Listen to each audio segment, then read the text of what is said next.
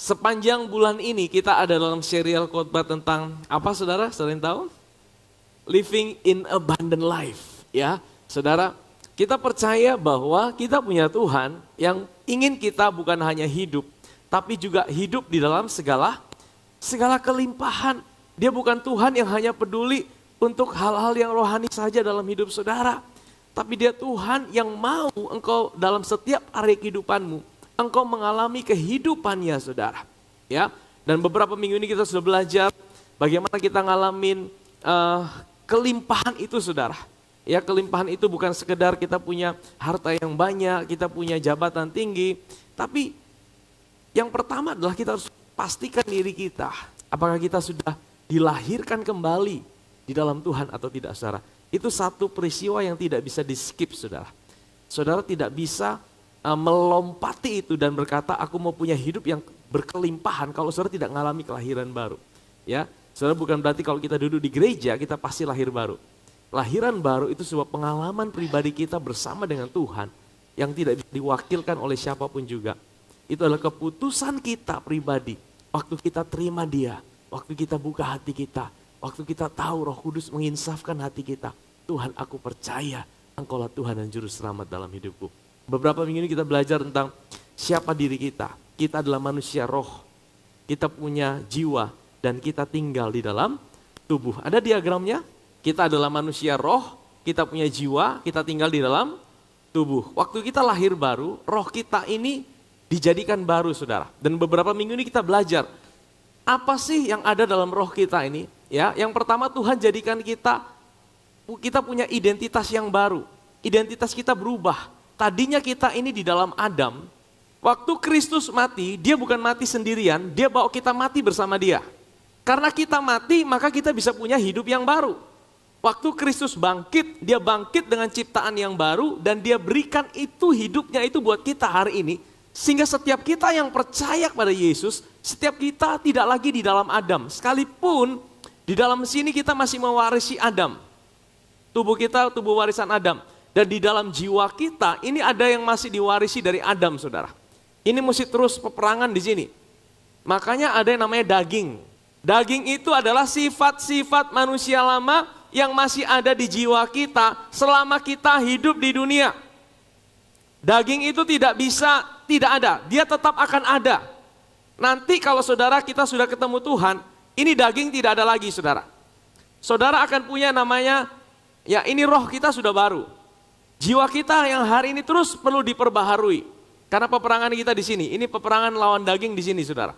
Tapi tubuh kita juga masih warisan Adam saudara, tubuh kita akan diganti. Nanti waktu kita pengangkatan, tubuh kita ini akan dikasih tubuh kemuliaan, bukan dari debu tanah, ya. Karena dari debu akan kembali pada debu. Ini Tuhan akan kasih baru saudara, sama seperti tubuhnya Yesus waktu dia bangkit.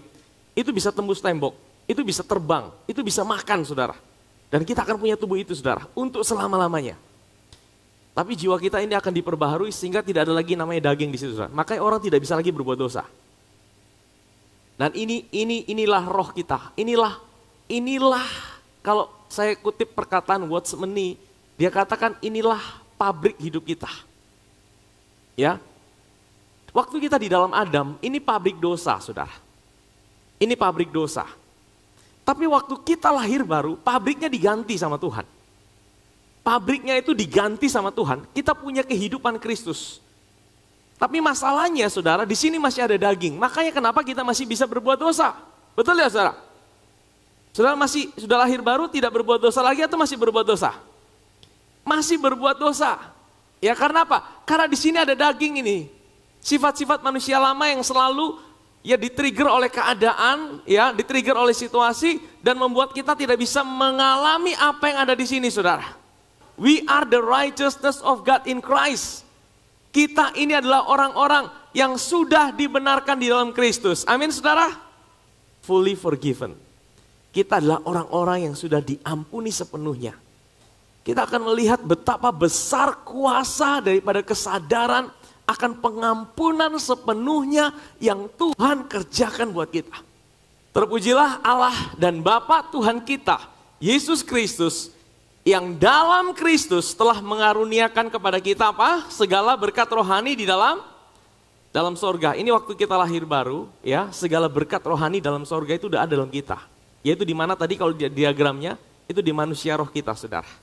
Sebab di dalam Kristus, dia ini adalah Kristus, Allah telah memilih kita sebelum dunia dijadikan, supaya kita kudus dan tak bercacat saya akan jelaskan sedikit mengenai ayat ini supaya kita tidak bingung, ya. Ada yang berkata bahwa kita sudah ditetapkan supaya kita harus hidup kudus dan tak bercacat. Seolah-olah ini menjadi usaha kita untuk kita bisa kudus dan tak bercacat.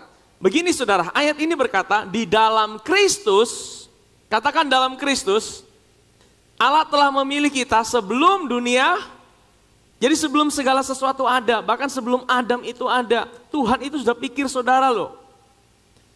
Saudara dan saya ini ada di pikirannya Tuhan loh.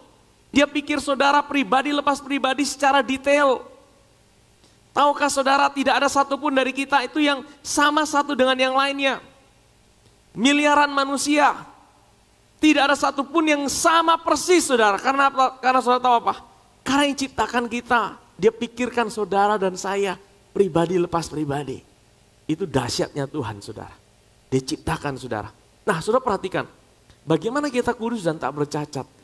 Ini yang disalah mengerti banyak orang.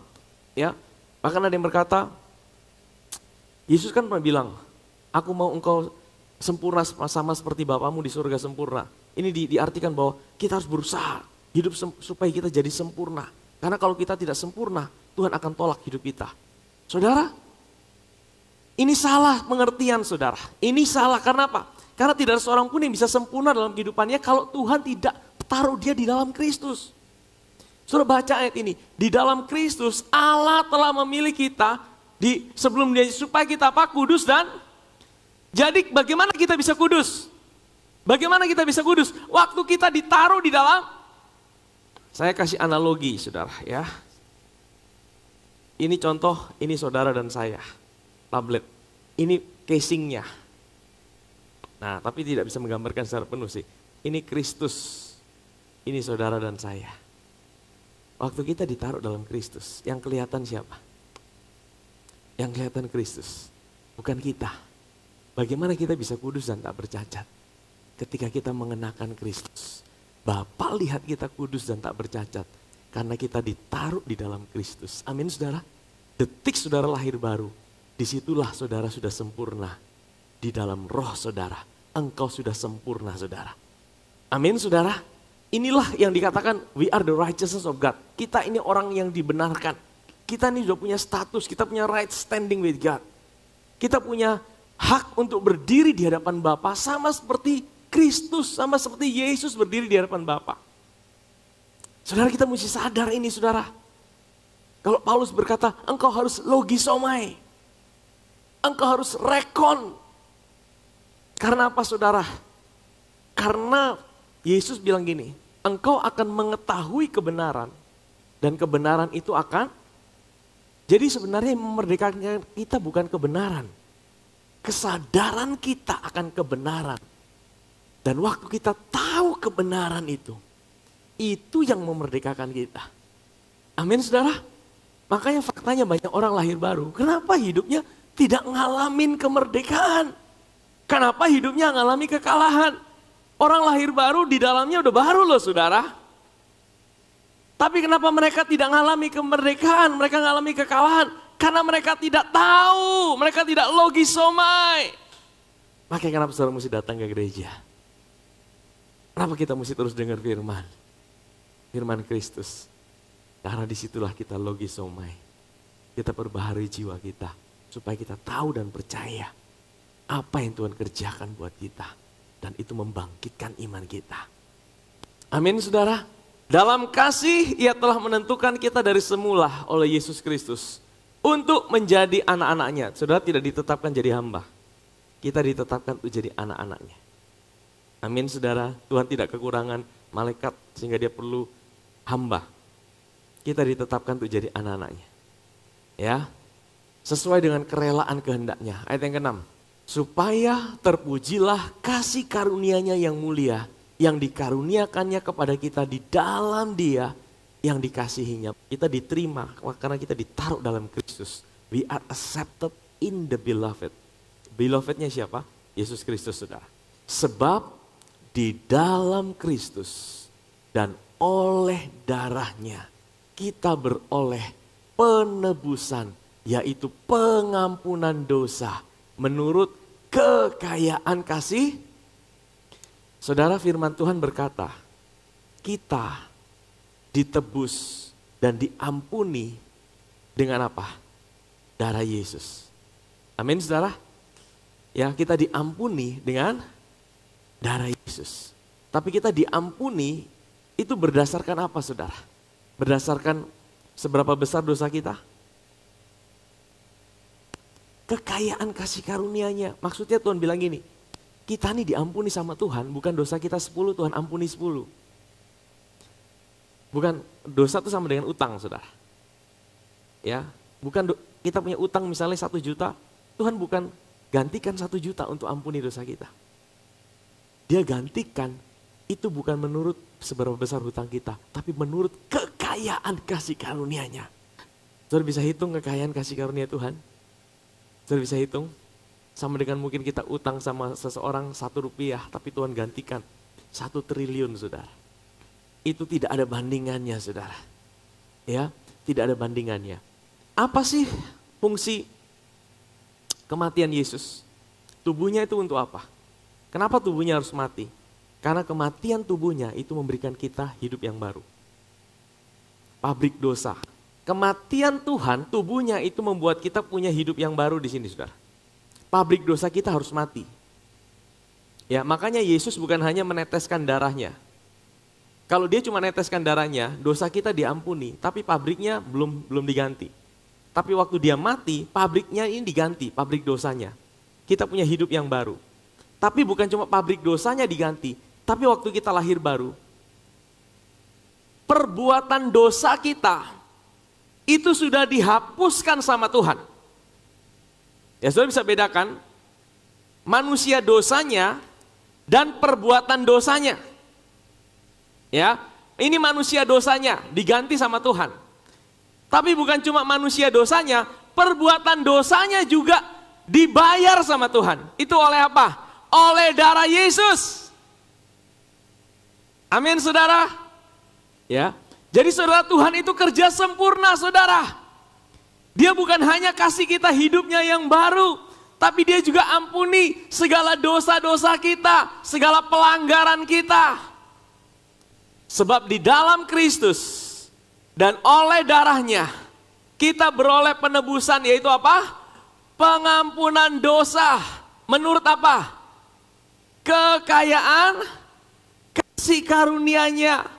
Kita diampuni itu bukan berdasarkan seberapa besar dosa kita, tetapi berdasarkan kekayaan kasih karunia-Nya. Saya ingin bawa kita melihat betapa besar pengampunan yang Tuhan kerjakan buat kita. Sebab aku akan menaruh belas kasihan terhadap kesalahan mereka dan tidak lagi apa? Mengingat dosa-dosa. Ini bukan manusia dosa. Ini dosa-dosa, ini plural, ini jamak, ini perbuatan dosa. Firman Tuhan katakan, aku tidak akan ingat-ingat lagi apa?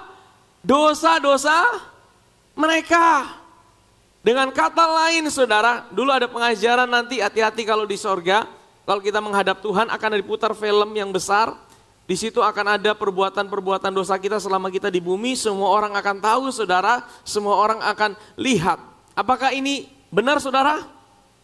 Tidak benar, saudara. Karena firman Tuhan berkata, aku akan menaruh belas kasihan terhadap kesalahan mereka dan tidak lagi mengingat dosa-dosa mereka. Tuhan udah lupa tuh. Pertanyaannya, kenapa Tuhan bisa lupa? Apakah Tuhan pelupa? Tuhan itu tidak pelupa, saudara. Kita mungkin lupa. Kita hari ini dengar firman, pulang sampai rumah kita udah lupa. Tuhan tidak bisa lupa. Tapi apa yang buat dia sampai tidak lagi mengingat dosa-dosa manusia? Kenapa? Apakah dia menurunkan standarnya? Apakah dia sudah kompromi dengan dosa? Apakah Tuhan itu kompromi dengan dosa? Oh sudahlah, manusia salah ya sudahlah. Ampuni sudah, ampuni sudah. Tidak apa-apa, tidak apa. Oh, kalau dia seperti itu dia bukan Tuhan, saudara. Tuhan tidak pernah kompromi dengan dosa. Karena dia Allah yang kudus. Tapi kenapa Allah yang kudus bisa tidak lagi ingat dosa-dosa manusia? Saya renungkan ini, wah luar biasa. Dia Allah yang kudus, dia Allah yang adil, tapi dia juga Allah yang penuh dengan kasih. Saudara tahu, keadilan Tuhan berkata, setiap dosa harus dihukum. Dosa sekecil apapun, saudara tahu, dosa sekecil apapun itu membawa manusia masuk ke neraka, saudara. Tidak ada dosa besar, dosa kecil. Kalau di luar Kristus, sebaik apapun hidup seseorang, tidak ada seorang pun yang baik kata Tuhan. Dia pasti ada dosa. Ada orang bilang, oh saya udah berusaha, saya tinggal di rumah sendiri, saya tidak bikin dosa apapun. Pasti ada dosa, saudara. Sebaik apapun kalau dia di luar Kristus, dia pasti ada dosa. Tuhan itu kudus. Dia benci dosa. Tapi bagaimana dia menangani dosa itu, saudara? Ini cara yang sangat brilian, saudara. Cara yang sangat brilian tapi mengharuskan dia korbankan dirinya sendiri. Saudara tahu, dia adalah Allah yang kudus. Tapi dia mau manusia itu diselamatkan. Caranya bagaimana? Dia harus jadi manusia. Karena manusia yang berbuat dosa, manusia harus tanggung jawab. Betul tidak, saudara? Itulah alasan kenapa Allah harus jadi manusia. Ya, Allah jadi manusia karena manusia berbuat dosa. Manusia tidak bisa selamatkan dirinya sendiri, maka Allah harus jadi manusia. Supaya apa? Supaya sebagai manusia dia bisa ambil pelanggaran manusia. Sebagai manusia dia tidak berbuat dosa. Minggu lalu kita belajar di dalam dia tidak ada dosa. Dia tidak mengenal dosa. Dia juga tidak lakukan dosa. Dia manusia sempurna, tapi dia juga Allah 100%. Dan waktu dia menjalani hidupnya sebagai manusia, dia naik di atas kayu salib, saudara. Kenapa dia naik di atas kayu salib? Dia tidak berbuat dosa. Dia harus naik di atas kayu salib. Karena di atas kayu salib itulah semua dosa dunia, semua dosa saudara dan saya diambil sama Tuhan, dimasukkan di dalam dirinya, saudara. Itulah alasan kenapa hari ini Tuhan tidak lagi ingat-ingat segala dosa-dosa saudara. Bukan karena dia menurunkan standar kekudusannya, tapi karena semua dosa-dosa kita sudah dibayar di atas tubuh Yesus 2000 tahun yang lalu oleh darahnya, saudara. Amin, saudara. Tuhan itu tidak turunkan standar kekudusannya sedikit pun. Tapi dia justru menaikkan standar. Karena apa? Untuk segala dosa manusia, ada seorang manusia yang bayar itu dengan darahnya. Dan waktu dia ambil itu dosa, saudara, 2000 tahun yang lalu, saudara ada di mana? Kita belum lahir, betul? Kita belum lahir. Tapi itulah kalau kita tahu bahwa Tuhan itu di luar waktu. Kita ini semua ada di dalam waktu. Kita ini tidak bisa lompat dari waktu. Kita tidak bisa besok tidak mau hari Senin, kita mau langsung hari Sabtu, tidak bisa, saudara. Kita mau kembali ke masa lalu, tidak bisa. Karena kita di dalam waktu. Tapi kita punya Tuhan, Dia yang ciptakan waktu. Itulah luar biasanya. Waktu kita percaya pada Yesus, kita alami. Makanya ini kata kuncinya percaya. Yesus memang sudah hapus dosa dunia, tapi hanya orang yang percaya kepada Dia yang bisa mengalami apa yang Dia sudah kerjakan. Amin. Makanya tidak otomatis semua orang pasti masuk surga. Karena apa? Dibutuhkan iman untuk mempercayai apa yang Yesus sudah kerjakan. Waktu kita percaya, kita alamin itu. Segala dosa-dosa kita. Segala dosa-dosa kita. Semua dosa-dosa kita. Dosa masa lalu, dosa masa sekarang, dan dosa masa akan datang juga. Yesus ambil itu, saudara. Dan ditaruh di atas tubuhnya 2000 tahun yang lalu di atas kayu salib. Amin, saudara. Jadi saudara tahu harga untuk pengampunan dosa saudara? Saudara tahu harga untuk pengampunan dosa saudara? itu bukan cuma-cuma. Itu bukan Tuhan kompromi dengan dosa. Itu bukan Tuhan turunkan standarnya. Tapi karena 2000 tahun yang lalu, Allah jadi manusia. Dia naik di atas kayu salib dan dia ambil semua penghukuman itu. Satu persatu dia ambil, selama 3 jam dia ambil. Semua dosa-dosa kita diambilnya di dalam tubuhnya.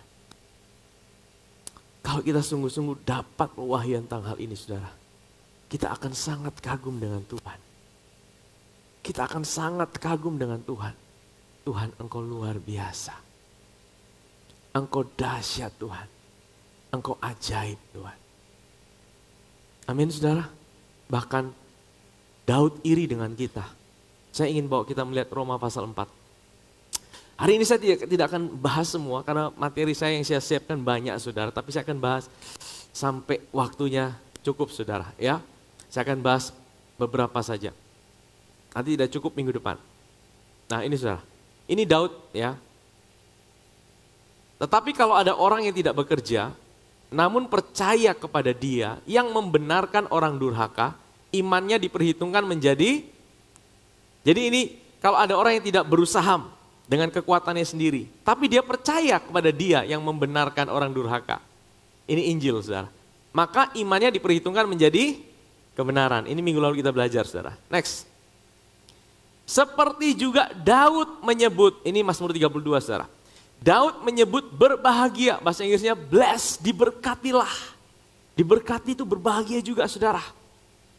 Berbahagialah, diberkatilah orang yang dibenarkan Allah bukan berdasarkan apa? Perbuatannya. Jadi kalau orang yang berusaha untuk membenarkan dirinya berdasarkan perbuatannya, dia tidak bisa berbahagia saudara. Kalau saudara lihat orang-orang yang khotbahkan, engkau harus berjuang supaya engkau dibenarkan. Engkau harus berjuang supaya engkau dapat kepastian. Engkau harus berjuang supaya Tuhan menerimamu. Biasanya mukanya tidak pernah ada kebahagiaan yang sejati, saudara. Ya, saya tidak sedang menyindir, saudara. Tapi bisa perhatikan ya. Daud bilang apa? Berbahagialah orang yang dibenarkan Allah bukan berdasarkan perbuatannya. Jadi kalau saudara tahu saudara dibenarkan Allah bukan karena apa yang saudara buat, saudara harus berbahagia. Saudara orang yang diberkati. Amin saudara. Saudara jangan susah. Saudara jangan sedih. Tuhan bilang engkau harus berbahagia. Karena engkau tahu engkau dibenarkan bukan karena apa yang kau buat. Ayat yang ke-7. Dikatakan berbahagialah orang yang diampuni pelanggaran-pelanggarannya. Daud iri loh sama kita. Karena apa? Dia buat pelanggaran. Aduh, Tuhan sadis sama dia. Waktu dia berzina dengan Batsheba, Tuhan hukum apa? Anaknya mati. Betul ya saudara? Anaknya yang dia berzina dengan Batsheba mati saudara. Tapi dia mengharapkan kasih karunia Tuhan. Dia tahu hati Tuhan akan kasih karunia. Tapi sayang dia ada dalam sistem perjanjian yang salah pada waktu itu. Pada waktu itu dia ada dalam sistem perjanjian hukum Taurat saudara. Mau tidak mau dia harus alami. Makanya dia bisa iri sama kita hari ini. Dia bilang berbahagialah. Dia tahu akan ada masanya. Orang itu diampuni pelanggaran-pelanggarannya. Dan yang ditutupi dosa-dosanya.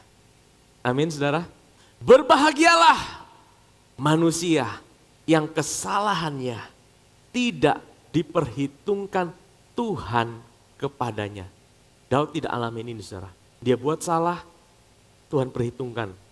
Nah saya ingin jelaskan sedikit, ini ada satu kata yang luar biasa. Kata tidak di sini, itu dalam bahasa Yunaninya, ume. Coba tampilkan.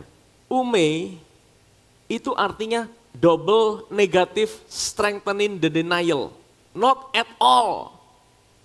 Jadi tidak ada satupun kesempatan itu berubah. Not at all.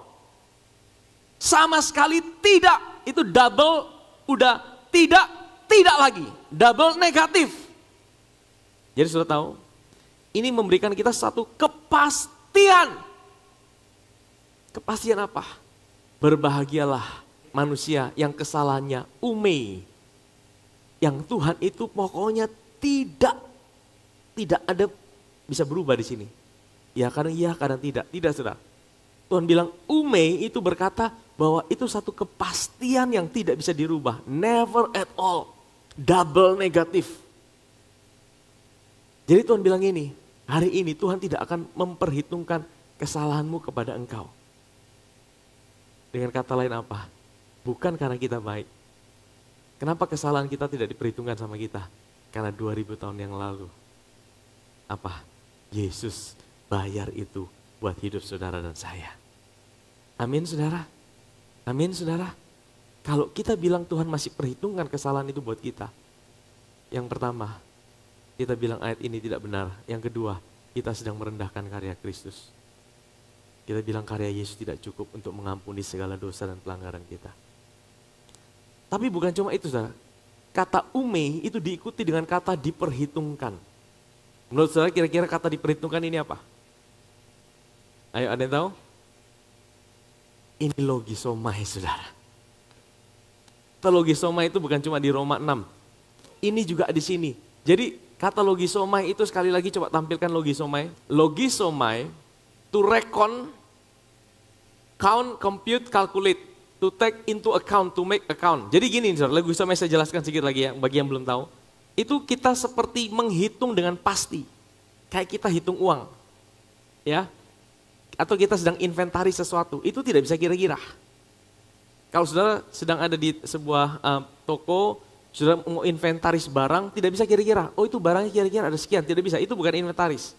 Inventaris harus, oh ini ada sekian, pasti. Nilainya harus pasti. Sama dengan kita store uang ke bank. Nilainya juga harus pasti. Itu logisoma itu. Ya, kalau kita store uang ke bank, kita bawa uang tidak bisa kira-kira. Saya store kurang lebih 1 juta, tidak bisa saudara. Saudara pasti ditolak sama bank. Saudara harus hitung dengan pasti uang yang saudara store berapa, ditulis dengan detail. Waktu itu dihitung betul logisomai. Itu logisomai saudara. Nah saudara perhatikan, kenapa ini kata dua ini digandeng jadi satu saudara. Ini dahsyat saudara. Coba kita lihat. Ya, kita kembali ke ayatnya. Berbahagialah manusia, termasuk saudara saya. Saudara manusia tidak? Nah kalau kita manusia kita harus berbahagia hari ini saudara ya. Berbahagialah manusia. Bagaimana kita bisa berbahagia? Karena kesalahan kita. Ume, logisomai, Tuhan kepadanya. Tuhan bilang apa? Tidak mungkin, tidak akan aku perhitungkan sama sekali kepada hidupmu. Amin saudara. Amin saudara. Wah ini ayat yang dahsyat saudara. Ini berikan kita sebuah kepastian. Tuhan terima kasih. Aku bersyukur. Dosa-dosaku tidak lagi Tuhan perhitungkan sama aku. Karena 2000 tahun yang lalu, Yesus sudah bayar itu buat hidupku. Hari ini aku tahu, Engkau sudah mengampuni segala dosa dan pelanggaranku. Nah, saya akan masuk hari ini. Satu poin saja, kenapa Tuhan harus berikan kita kepastian bahwa dosa-dosa kita sudah diampuni, saudara. Ada yang bilang gini, wah ini bahaya kalau dosa-dosa kita semua sudah diampuni. Kita bebas berbuat dosa aja dong. Wah kan dosa-dosa kita sudah diampuni. Artinya kita tidak sungguh-sungguh memahami pengampunan Tuhan itu. Kita tidak sungguh-sungguh dapat pewahyuan tentang pengampunan Tuhan. Saya berdoa di tempat ini saudara. Kita adalah jemaat yang sungguh-sungguh dewasa.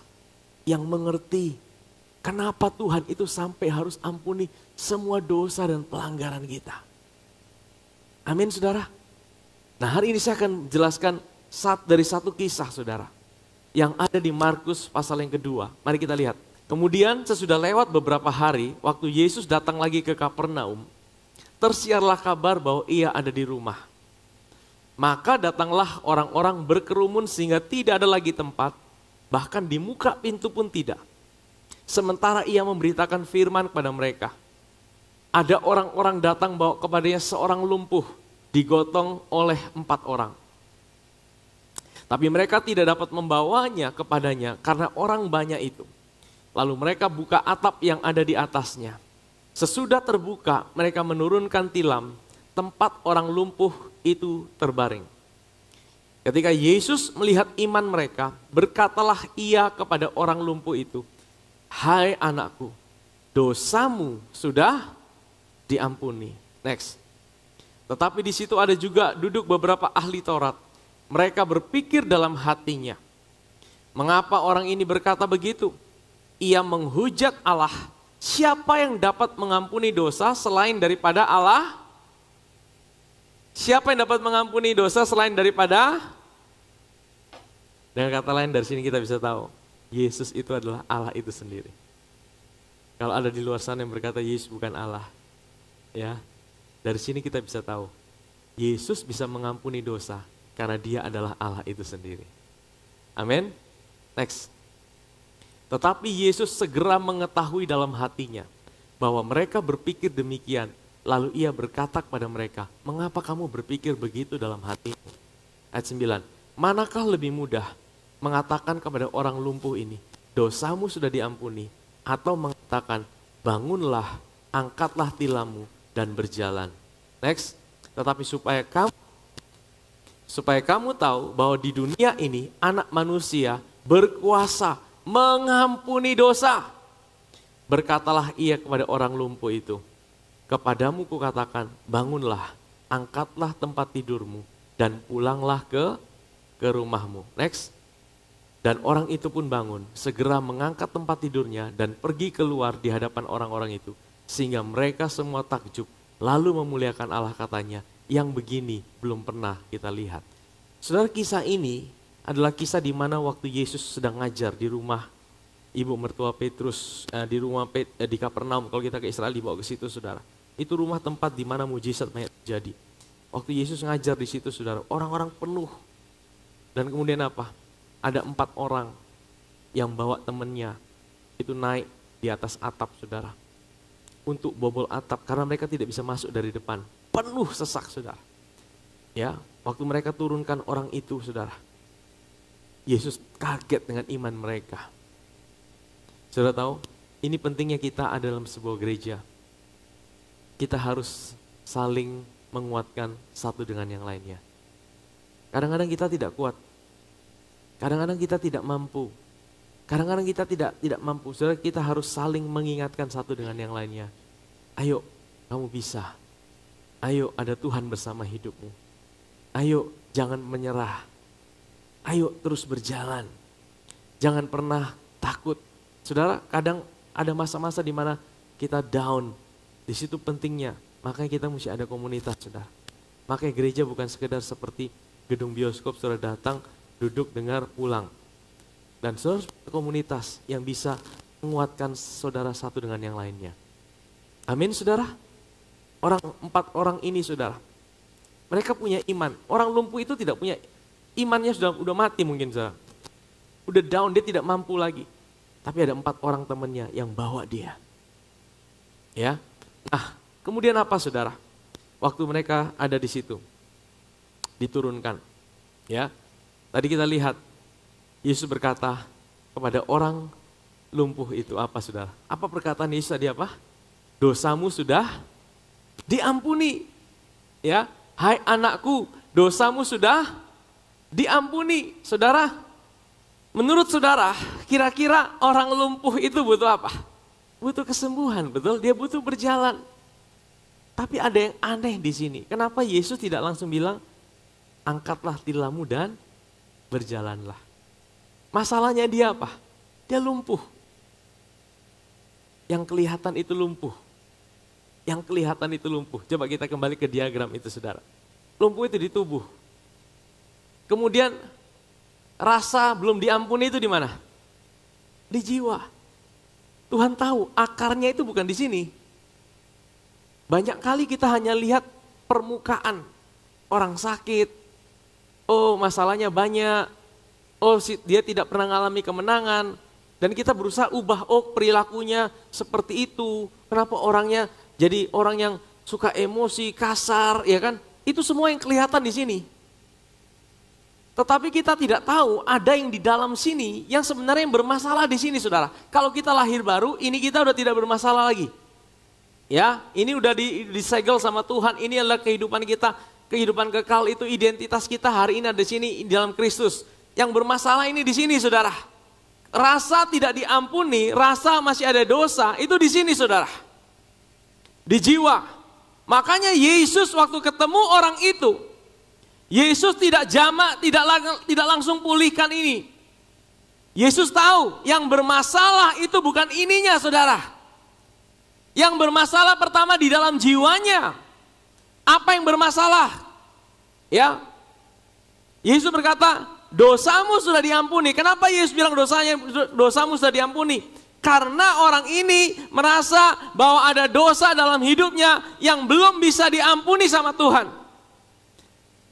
Karena pada waktu itu saudara, orang itu kalau sakit, pasti hubungannya dengan dosa. Orang zaman dahulu di dalam zaman Israel pada waktu itu, karena mereka kan hukum Taurat tuh gitu kan, kalau kamu berbuat dosa, itu hukum Taurat bilang Tuhan akan hukum kamu dengan sakit penyakit. Jadi setiap kali ada penyakit pasti dosa, setiap kali ada sakit penyakit pasti dosa. Entah. Jadi mereka itu selalu ada di bawah ketakutan. Aduh, Tuhan udah ampuni aku belum ya? Tuhan udah ampuni aku belum ya? Aku tidak layak nih untuk minta kesembuhan karena aku masih buat dosa. Aku tidak layak nih karena aku masih merasa Tuhan masih belum ampuni hidupku. Saudara tahu? Yesus langsung masuk ke akarnya, kebutuhan orang ini. Bukan sakit penyakitnya yang ada di luar terlebih dahulu. Tapi Tuhan tahu, dosamu sudah diampuni nak. Jangan pikir lagi engkau berdosa. Dosamu sudah diampuni. Dosamu sudah diampuni.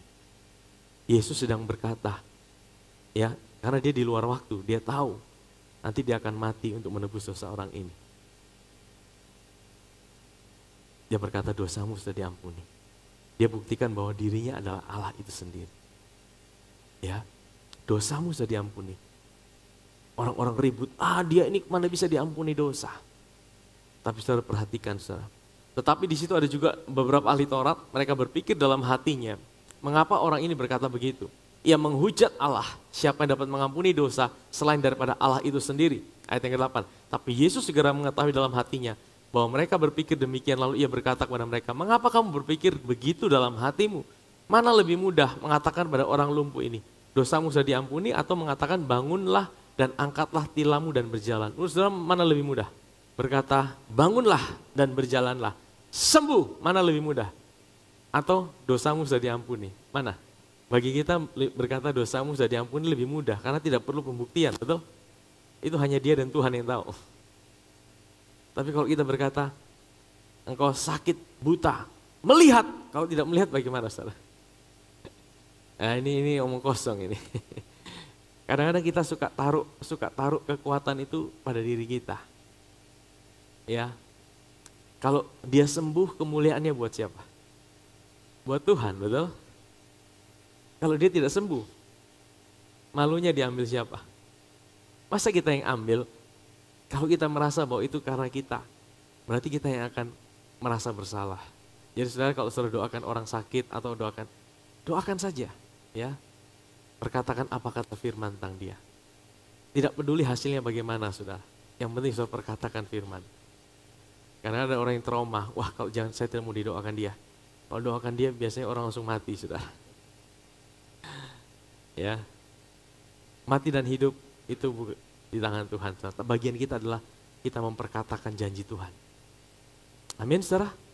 Tetapi saudara, di sini Tuhan mau bilang, ya, ayat yang ke-10, tapi supaya kamu tahu bahwa di dunia ini anak manusia, dia berkata, waktu dia jadi manusia, dia adalah Allah yang berkuasa mengampuni dosa.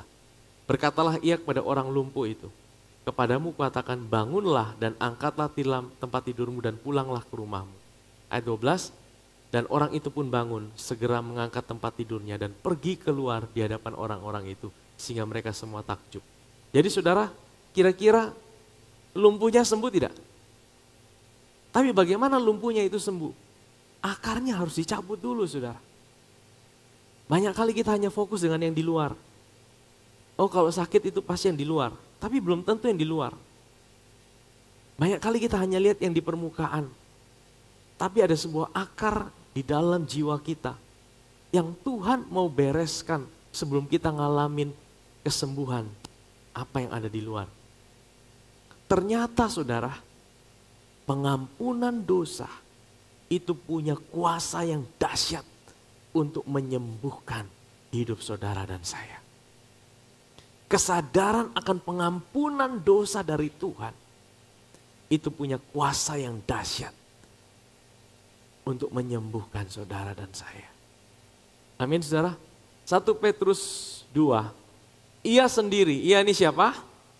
Yesus telah memikul dosa kita di dalam tubuhnya di kayu salib, supaya kita yang telah mati terhadap dosa, hidup untuk kebenaran. Oleh bilur-bilurnya kamu telah sembuh. Who himself bore our sins. Ini dosa-dosa kita. In his own body on the tree, di atas kayu salib. That we having died to sins, kita ini udah mati. Betul? Kita ini udah mati. Ya, kita bukan lagi manusia lama. Kita juga sudah mati. Supaya apa? Kita bisa hidup for righteousness. Righteousness ini apa? Identitas kita yang baru. Kita harus sadar siapa kita hari ini dalam Kristus. Kita adalah orang benarnya Allah.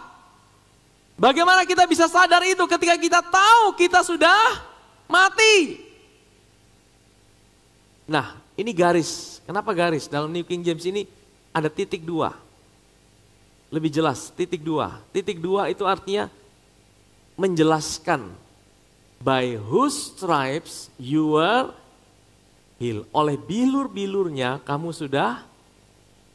Jadi saudara, bagaimana engkau bisa disembuhkan? Oleh bilur-bilurnya. Iya, tapi bagaimana saudara? Ketika ya kita tahu dia sudah menanggung dosa-dosa kita di atas tubuhnya di kayu salib. Dia sudah menanggung dosa-dosa kita. Waktu kita tahu dia sudah tanggung dosa-dosa kita di atas kayu salib. Hari ini aku sudah diampuni sepenuhnya. Aku bukan lagi manusia lama, tapi aku adalah ciptaan yang baru dalam Kristus. Disitulah iman kita dibangkitkan. Dan oleh bilur-bilurnya kamu sudah disembuhkan. Amin saudara. Kalau engkau mau disembuhkan, kunci yang sederhana cuma satu. Sadari pengampunan Tuhan dalam hidup. Sadari bahwa dia sudah mengampuni hidup. Sadari bahwa dia sudah menyelesaikan segala dosa-dosamu. Iblis akan berusaha buat engkau tertuduh dalam hidup. Iblis akan berusaha buat engkau terintimidasi akan dosa-dosa di masa lalumu. Tapi Tuhan bilang apa? Datang pada Tuhan sebagai orang benarnya. Akui, Tuhan, aku tahu engkau sudah mengampuni segala dosa-dosaku. Engkau sudah mengampuni segala dosa-dosaku. Dan waktu engkau sadari itu saudara, imanmu dibangkitkan. Dan iman yang dibangkitkan itu menyembuhkan segala sakit penyakit. Amin saudara. Mazmur 103. Dia yang mengampuni segala kesalahanmu. Yang menyembuhkan segala penyakit. Ini sepertinya berurutan saudara. Tapi ini seperti ada polanya. Kalau engkau mau mengalami, engkau disembuhkan dari segala penyakit. Engkau harus mengalami dulu. Engkau diampuni dari segala kesalahan. Amin saudara.